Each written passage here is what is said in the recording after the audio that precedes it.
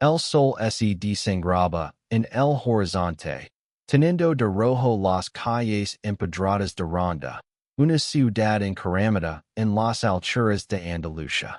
Santiago apretó los puños, sintiendo como la brisa fría lo arrancaba la piel mientras miraba la mansión familiar, con sus paredes desconchadas pero llenas de recuerdos.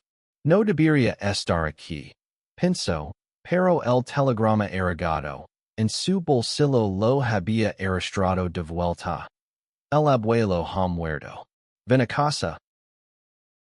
La última vez que pisó esa casa, hace 3 años, las palabras de su familia han resonaban como cuchillos. Eres una vergüenza, Santiago. No eres uno de nosotros. Todo porque amaba a Javier, un hombre de Málaga con risa fácil y manos cálidas, que lo había enseñado que el amor no entiende moldes. Pero para los Díaz, una familia de tradición y orgullo, ser gay era un defecto, un error que Santiago, el menor de los trillizos, cargaba como una maldición. Camino hacia la puerta, sus botas resonando contra el suelo. La mansión, con sus balcones de hierro forjado y ventanas polvorientas, parecía observarlo, juzgarlo. Alejandro, el mayor de los trillizos, lo esperaba en el umbral. Sus ojos, idénticos a los de Santiago pero cargados de una tristeza contenida, lo estudiaron en silencio. No pensé que vendrías, dijo Alejandro, su voz baja, casi un susurro. Era el mediador, el que siempre intentaba mantener la paz, aunque nunca lo lograba del todo. No vine por ellos, respondió Santiago, con un nudo en la garganta. Vine por el abuelo. Mateo, el segundo trillizo, apareció tras Alejandro, con su traje impecable y una sonrisa que destilaba superioridad. ¿Por el abuelo o por su herencia? Preguntó, cruzando de brazos. No esperarás que te den algo, ¿verdad? Después de todo, eres tú. Santiago sintió el calor sobre el rostro, pero ese contuvo. No había darle a Mateo la satisfacción de verlo romperse. En cambio, empujó la puerta y entró, ignorando la punzada en su pecho. La sala principal estaba llena de parentes lejanos, todos susurrando, lanzando miradas de reojo. La familia Díaz, con su obsesión por la normalidad, nunca lo había aceptado, y ahora, con la muerte del abuelo Ignacio, el patriarca que los había criado, las tensiones estaban a punto de estallar. El abogado, un hombre canoso con gafas de montura fina, carraspeó desde el centro de la sala. La última voluntad de don Ignacio Díaz será leída ahora. Anunció, desplegando un sobrelicrado. Todos se inclinaron hacia adelante, ansiosos. El abuelo Ignacio había sido un hombre de riqueza y poder, dueño de venados, propiedades y una fortuna que podía cambiar vidas. Pero también era un hombre de secretos, y Santiago lo sabía mejor que nadie. Cuando eran niños, Ignacio les contaba historias bajo el olivo del patio. Sus manos nodosas trazando figuras en el aire. Santiago siempre fue su favorito, o eso creía, hasta que su orientación sexual salió a la luz. Entonces, incluso Ignacio pareció volverse distante. O eso lo hicieron creer las palabras venenosas de Mateo. El abuelo te quería, pero no podía soportar tu elección. Lo había dicho una vez, con crueldad. El abogado comenzó a leer. A mis nietos, Alejandro y Mateo Díaz, les dejó la totalidad de mis propiedades, venados y cuentas bancarias, a repartir en partes iguales. Un murmullo de aprobación recorrió la sala. Mateo sonrió, triunfal. Alejandro bajó la mirada, incómodo. Santiago, de pai al fondo, sincio que el suelo se desmoronaba bajo sus pies. Nada, penso. En hay una palabra para mí. Sin embargo, continuó el abogado, alzando una mano para pedir silencio, hay una condición. Santiago Díaz, mi nieto menor, recibirá una carta personal, que solo el podrá abrir.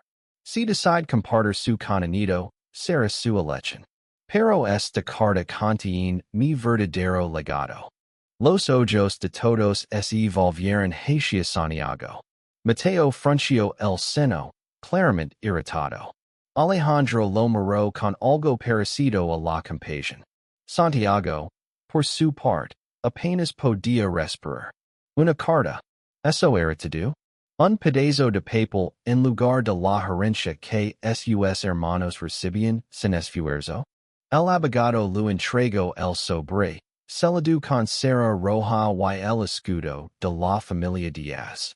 Santiago lo tomó con manos temblorosas, sintiendo el peso de las miradas.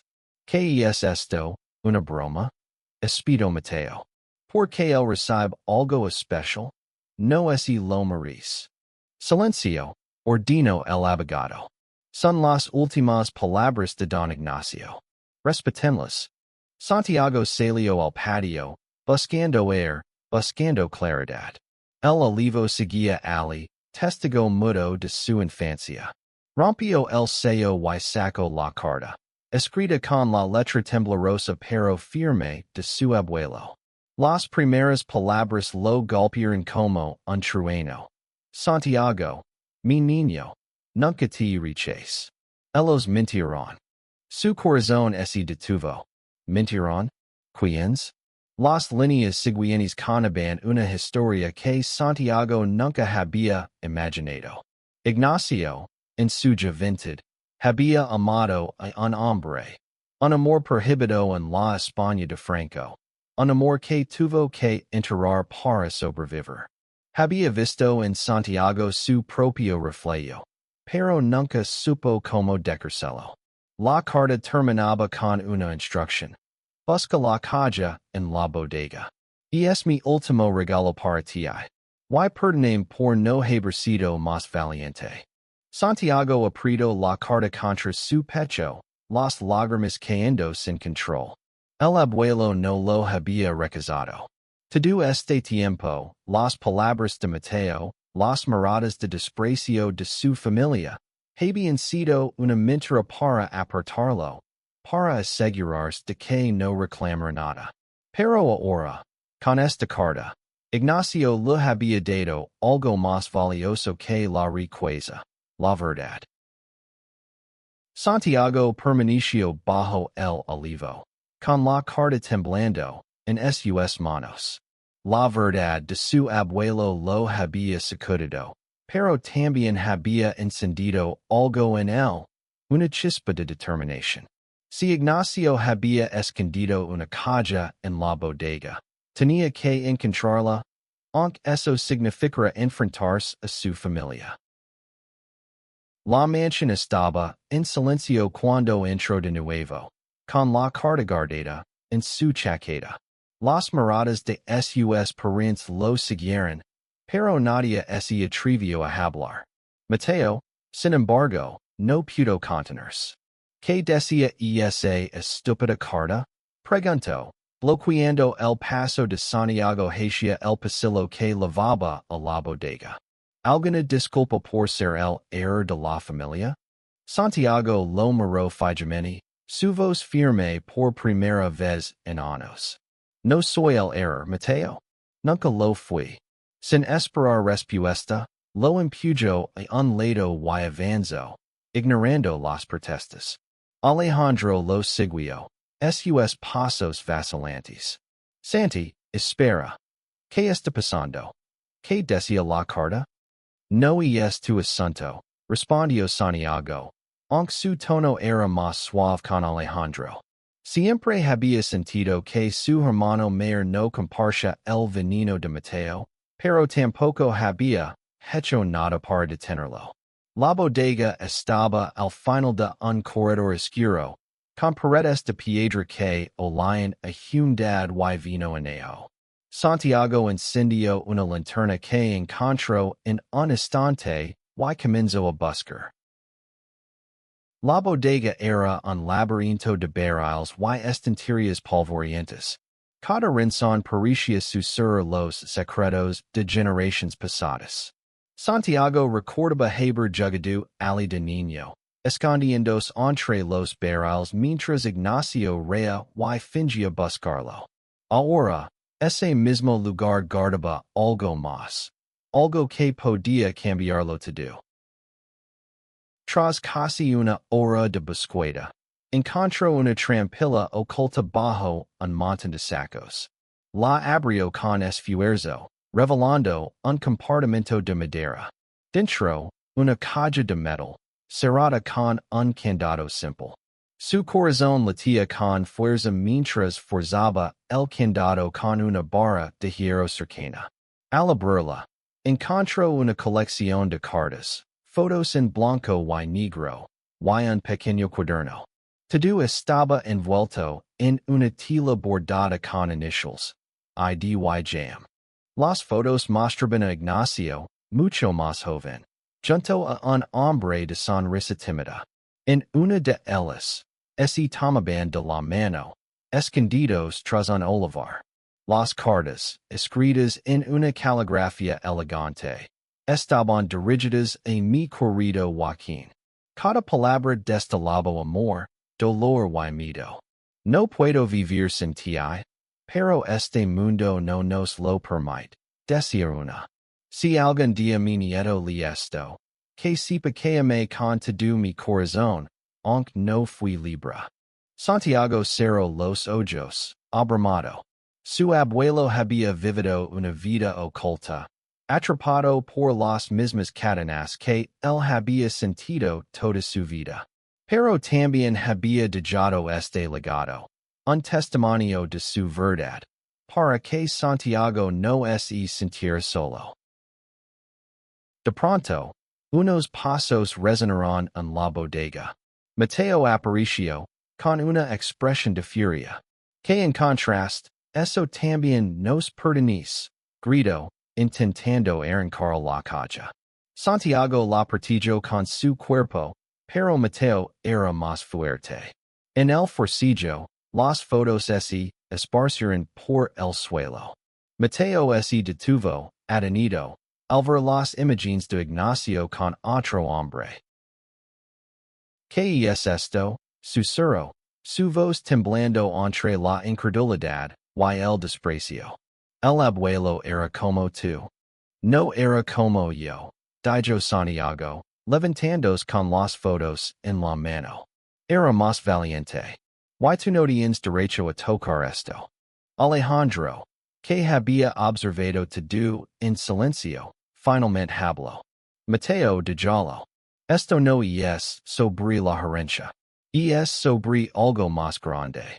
Por primera vez, Santiago sintió que su hermano mayor lo veía de verdad. No como el trillizo defectuoso, sino como alguien con una historia que merecía ser escuchada. Esa noche, Santiago se sentó en su antigua habitación, leyendo el cuaderno de Ignacio. Era un diario, escrito en los últimos años de su vida. En él, Ignacio confesaba su arrepentimiento por no haber defendido a Santiago frente a la familia. Quis protegerud, pero no supe cómo.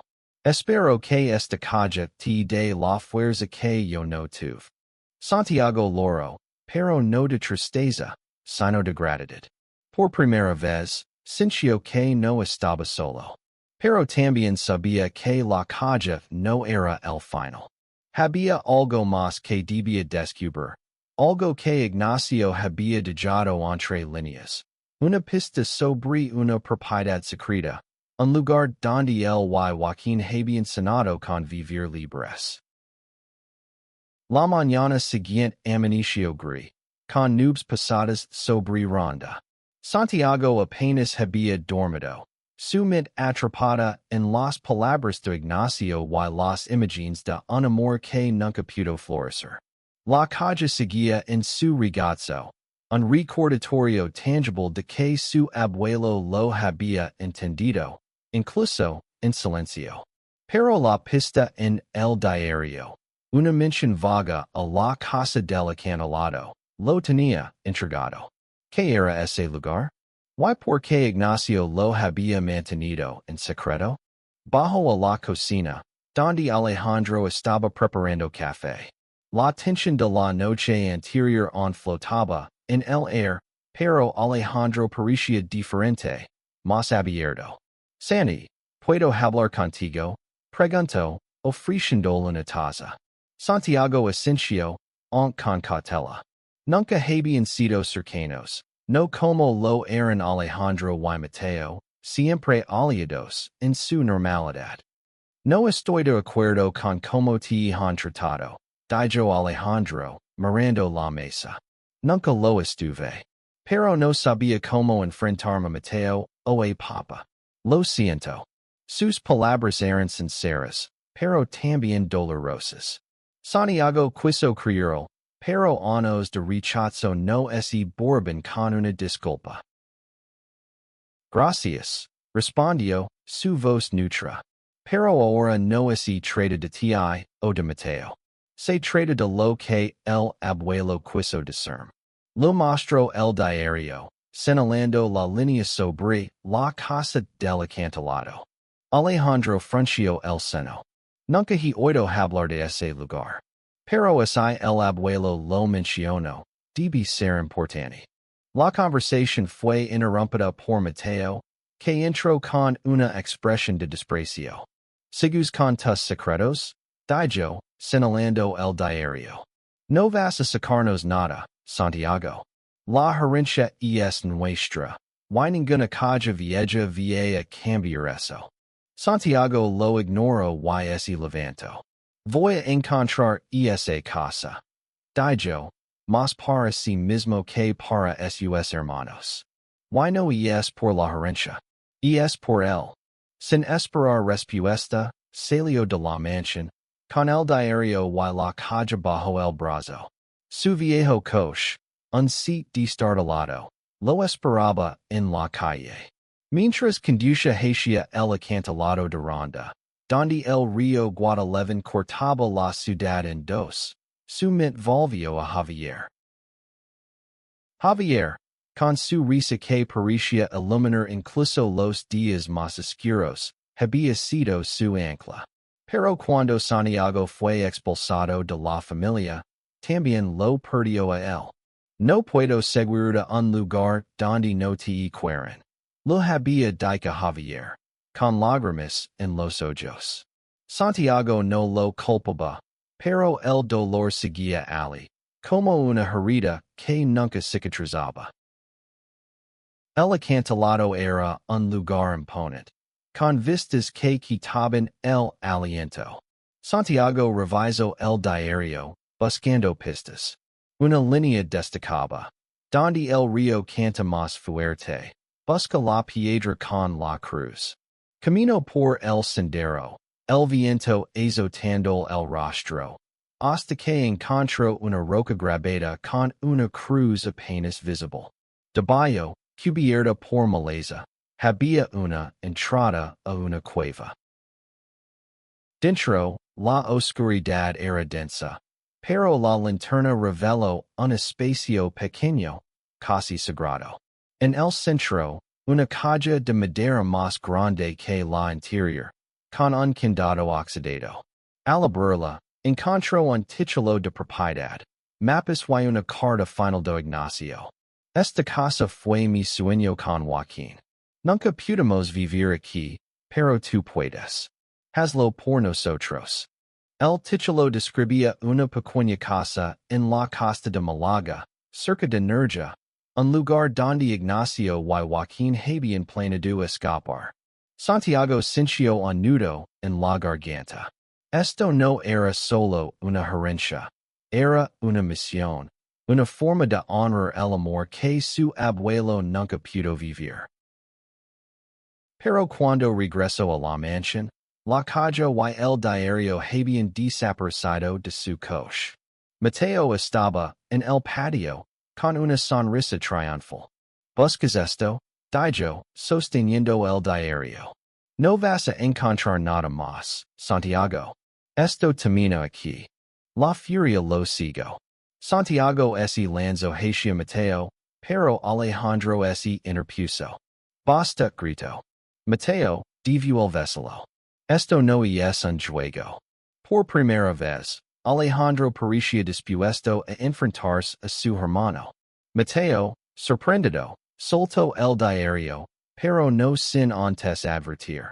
No vas a ganar, Santiago. Nunca lo harás. Santiago sabía que no podía confiar en su familia. Si quería reclamar la casa del acantilado, tendría que actuar solo. Pero primero, necesitaba encontrar a Javier. Tal vez él, con su corazón generoso, entendería lo que esta herencia significaba, no por su valor material, sino por lo que representaba, la libertad de amar sin miedo. Santiago condujo hacia Málaga, con el título de propiedad guardado en su chaqueta. El recuerdo de Javier lo impulsaba, pero también lo llenaba de miedo. ¿Y Javier había seguido adelante? ¿Y no había lugar para él en su vida? La carretera serpenteaba entre colinas y oliveras, y cada kilómetro lo acercaba más a un pasado que un dolía. Nerja, un pueblo costero con casas blancas y el mar turquesa al fondo, parecía sacado de un sueño. Santiago encontró la dirección del título, una pequeña casa en un acantilado, con vistas al Mediterráneo. La casa era modesta, con paredes encaladas y un tejado de tejas rojas, pero había algo mágico en ella, como si guardara los ecos de un amor perdido. La puerta estaba cerrada, pero una vecina, una anciana de ojos vivaces, lo reconoció al instante. ¿Eres el nieto de Ignacio? Preguntó. El hablaba de ti. Dijo que vendrías algún día. La anciana, llamada Carmen, le dio una leve oxidada. Esta casa leva años vacía, pero Ignacio la cuidaba. Decía que era para algo especial. Santiago entró, y el olor a sal y madera vieja lo envolvió. En el interior, encontró muebles sencillos, fotos de Ignacio y Joaquín en las paredes, y un cuaderno con planos para renovar la casa. Ignacio había soñado con convertirla en un refugio, un lugar donde nadie sería juzgado por amar. Santiago decidió buscar a Javier. Lo encontró en un pequeño café del pueblo, sirviendo mesas con la misma sonrisa que lo había enamorado años atrás. Javier, de 27 años, español como él, tenía el cabello más largo ahora, pero sus ojos seguían siendo los mismos, cálidos, profundos, llenos de vida. Cuando vio a Santiago, su sonrisa se desvaneció, reemplazada por una mezcla de sorpresa y dolor. ¿Qué haces aquí? Preguntó Javier, dejando una bandeja sobre la barra. Santiago respiró hondo, sintiendo que el mundo entero dependía de este momento. Necesito que veas algo, dijo, extendiendo el título de propiedad. Es del abuelo. Y es nuestro. Javier leyó el documento en silencio, su expresión cambiando de la incredulidad a la emoción. ¿Esto es real? Susurró. ¿Una casa? ¿Para nosotros? Santiago asintió, contento todo. La carta, la calle, el diario, el amor secreto de Ignacio. Javier lo escuchó, con lágrimas en los ojos. Nunca supe esto de tu abuelo, dijo. ¿Y nunca pensé que volverías por mí? No podía no volver, respondió Santiago, tomando la mano. Por primera vez en años, sintió que podía respirar. Pero la paz duró poco. Esa noche, mientras dormían en la casa del acantilado, un ruido los despertó. Alguien estaba forzando la puerta. Santiago se levantó de un salto, con Javier detrás. En la oscuridad, reconoció la silueta de Mateo, acompañado por dos hombres que no conocía. ¿Crees que te dejaría cuidar con esto? Dijo Mateo, con una linterna en la mano. Esa casa es parte de la herencia, y voy a reclamarla. Javier intentó razonar con él, pero Mateo no estaba dispuesto a escuchar. Tú no eres parte de esta familia. Escupió, mirando a Santiago. Y este lugar no te pertenece. Los hombres avanzaron. Y Santiago supo que no podían enfrentarlos solos. Agarró a Javier y corrieron hacia la parte trasera de la casa, escapando por una ventana hacia el acantilado. La noche era fría, y el rugido del mar abajo era ensordecido. Santiago y Javier se escondieron entre las rocas, escuchando los pasos de Mateo y sus hombres. No podemos dejar que se la cuide, susurró Javier, apretando la mano de Santiago. Esta casa es más que una propiedad. Es el sueño de tu abuelo. Santiago asintió, su mente trabajando a toda velocidad. Recordó una línea del diario. El acantilado guarda más que la casa. Había algo más. Algo que Ignacio había escondido. Si podían encontrarlo, tal vez podrían proteger la casa y el legado de su abuelo. Pero primero, tenían que sobrevivir la noche. El viento cortaba como un cuchillo mientras Santiago y Javier se agazapaban entre las rocas del acantilado. La linterna de Mateo barría la oscuridad, buscando cualquier señal de ellos. Santiago apretó la mano de Javier, susurrando. Tenemos que encontrar lo que el abuelo escondió. Es nuestra única oportunidad. Javier asintió. Aunque el miedo brillaba en sus ojos. Y no hay nada más. Y solo era la casa. Santiago negó con la cabeza. El abuelo no habría mencionado el acantilado sin razón. Confió en él. Con cuidado, se arrastraron hacia una grita en la roca, siguiendo la intuición de Santiago. La grita levaba a una cueva más profunda, apenas iluminada por la luz de la luna que se filtraba desde una abertura superior. Dentro, encontraron una caja de metal incrustada en la pared, cubierta de sal y musgo. Santiago la abrió con dificultad, revelando un paquete envuelto en tela impermeable. Dentro había documentos, joyas y una carta final de Ignacio. Si en contraste esto, Santiago, eres más fuerte de lo que yo fui. Estas joyas eran de Joaquín, mi amor. Útiles para proteger la casa, para construir el refugio que sonamos. Y vive libre. Las joyas, un collar de esmeraldas, anillos de oro, pendientes talados, eran valiosas, pero no tanto como la carta. Confirmaba que la casa del acantilado era de Santiago, no de la familia. Los documentos incluyen un testamento secundario, redactado en secreto, que transfería la propiedad exclusivamente a él. Ignacio lo había planeado todo, sabiendo que sus otros nietos intentarían arrebatárselo. Pero no había tiempo para celebrar.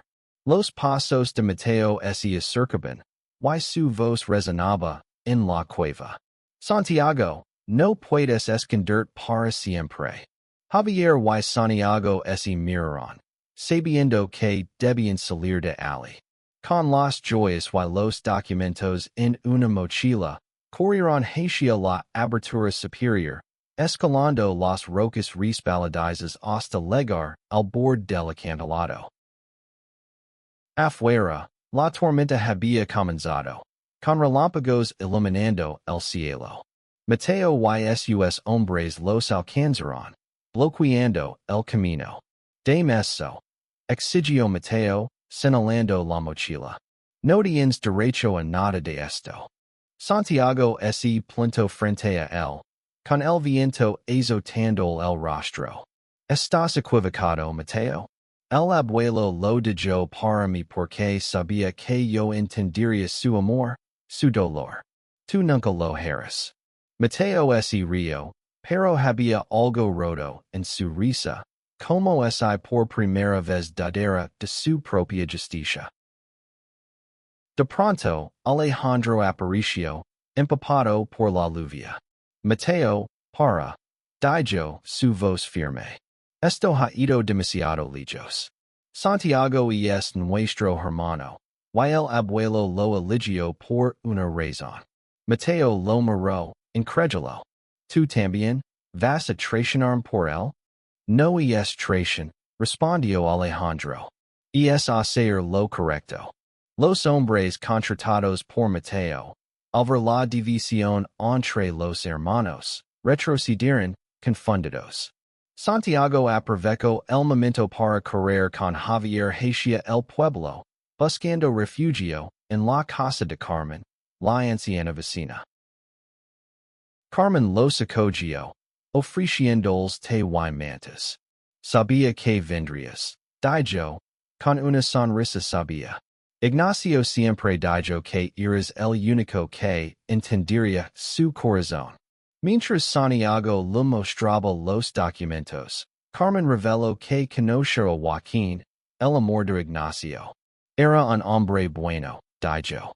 Murió joven, pero Ignacio nunca dejó de amarlo. Esta casa era su sueño para él, y ahora es tuyo. Santiago y Javier paran la noche planeando. Con los documentos, podían reclamar legalmente la casa, pero sabían que Mateo no se rendiría tan fácilmente.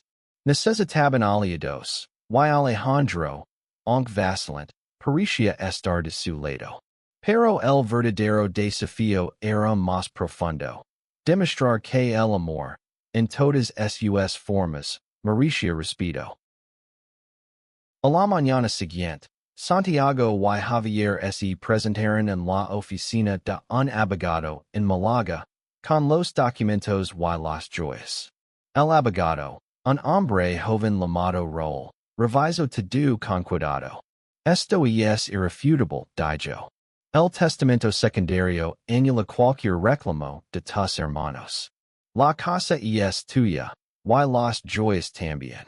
Pero advirtió que Mateo podría intentar empeñarlo, alegando que Ignacio no estaba en sus cabales al redactarlo. Santiago sabía que la batalla no sería solo legal. Era personal. Regresó a ronda con Javier, decidido a enfrentarse a su familia de una vez por todas. En la mansión, encontró a Alejandro solo, sentado en el patio bajo el olivo. Mateo se fue a Madrid, dijo Alejandro. Dice que va a pelear por la herencia, pero creo que está asustado. Nunca lo había visto así. ¿Asustado? Preguntó Santiago, sorprendido. Alejandro asintió. Creo que ver esas fotos del abuelo con Joaquín lo cambió. Siempre pensó que él era el perfecto, el que seguía las reglas. Pero ahora sabe que el abuelo también rompió esas reglas, a su manera. Santiago sintió una punzada de esperanza, pero no podía bajar la guardia. Con la ayuda de Javier y Alejandro, comenzó a restaurar la casa del acantilado. Cada día, mientras le llevaban madera o pintaban paredes, Santiago sentía que estaba construyendo algo más que una casa. Estaba honrando el sueño de Ignacio y Joaquín, y el suyo propio. Una semana después, Mateo regresó. Pero no vino con abogados y amenazas. Vino solo, con una expresión que Santiago nunca había visto en él, vulnerabilidad. Lee el diario, dijo Mateo, evitando su mirada. No entiendo como el abuelo pudo vivir así, escondiendo quien era. Pero lo que te hice, Santiago, no estuvo bien. Santiago no sabía cómo responder. Durante años, Mateo había sido su mayor crítico, el que lo había hecho sentir menos.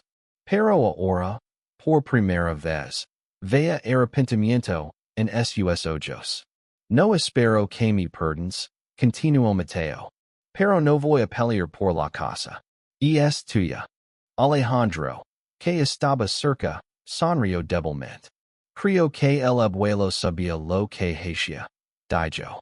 Quería que encontráramos nuestra propia verdad, cada uno a su manera. Santiago asintió, sintiendo que el peso de años de rechazo comenzaba a levantarse. Con el tiempo, la casa del acantilado se convirtió en un refugio, no solo para Santiago y Javier, sino para otros que, como ellos, buscaban un lugar donde ser aceptados. Organizaron reuniones, talleres, noches de música, todo bajo el espíritu de libertad que Ignacio había sanado. Las joyas de Joaquín fueron vendidas para financiar las reformas, pero Santiago guardó un anillo, un recordatorio de que el amor, aunque a veces oculto, siempre encuentra una forma de brillar. Los meses pasaron, y la casa del acantilado se transformó en un símbolo de esperanza. Santiago y Javier la convirtieron en un hogar, pero también en un espacio comunitario donde personas de toda España, y más allá, podían compartir sus historias. Cada pared, cada ventana, parecía susurrar las palabras de Ignacio, vive libre. Una tarde, mientras el sol se ponía sobre el Mediterráneo, Santiago recibió una carta inesperada. Era de Mateo, quien había regresado a Madrid pero seguía en contacto con Alejandro. No sé si alguna vez entender del todo lo que significa ser tú, escribió. Pero estoy aprendiendo. Gracias por mostrarme que la familia no se trata de ser perfectos, sino de aceptarnos. Santiago sonrió, dejando la carta sobre la mesa. Javier, a su lado, le tomó la mano. ¿Crees que el abuelo estaría orgulloso? Preguntó. Santiago miró el horizonte, donde el mar y el cielo se fundían en un abrazo infinito. Creo que sí, respondió.